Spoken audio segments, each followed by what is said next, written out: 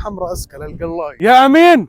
صار في وزن معي نحب الضربه زي هيك عاطله تنكب وبس تخلص من هون. احنا اليوم بالطفيله، شايفين الصحراء هاي اللي وراي، الطفايله زرعوها بندوره واحنا واجبنا نشتغل معهم. يا اخوان احنا وصلنا مزرعه البندوره، بس حدا بيعرف الطفيله قديش بعيده عن السماء؟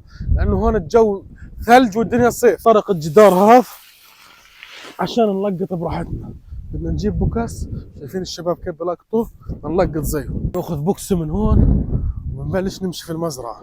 هاي بندوره بعدين لما تكون خضراء زي هيك، بس انا بحبها خضراء. في عندنا هنا بندوره حمراء وبندوره خضراء. بدنا ناخذ ايش؟ الحمراء ونعبي بالبوكس زي هيك، بتدور وين في احمر وبتشيله. بس بحس البندوره بروح فيه شغلات كثير ضحيه التلقيط. ليش؟ يمكن تدعس على حب وانت ماشي بالغلط. طلعوا هاي، طلعوا ها ما شاء الله. هاي خربانه خربانه. هاي وين بتروح؟ هاي فيه بتتنظف وبتنعمل قلاية بندوره. لاعداء القلايه بوجه الرساله هي يعني.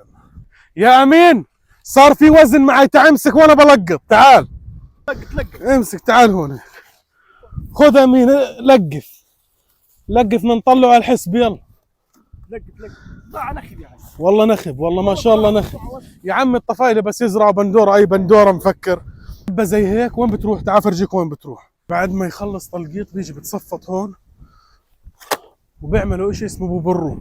نحب الضربه زي هيك عاطله تنكب وبطلع النظيف على السيارة. بعدها بتسوي زي هيك وبتطلع على السيارة عشان تصفط الحمل، تصفط بضاعتك. بعد ما تخلص بر تلقيط وتظبيط تصير تصفط فيها هون زي هيك.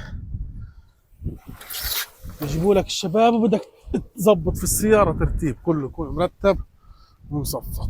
وبس تخلص من هون بتضلها طالعة على الحسبة في عمان. امين بقول لكم بتضلها طالعة على المشاغل على عمان على الحسبة. بنشوفكم على خير بشغل غير ان شاء الله. سلام.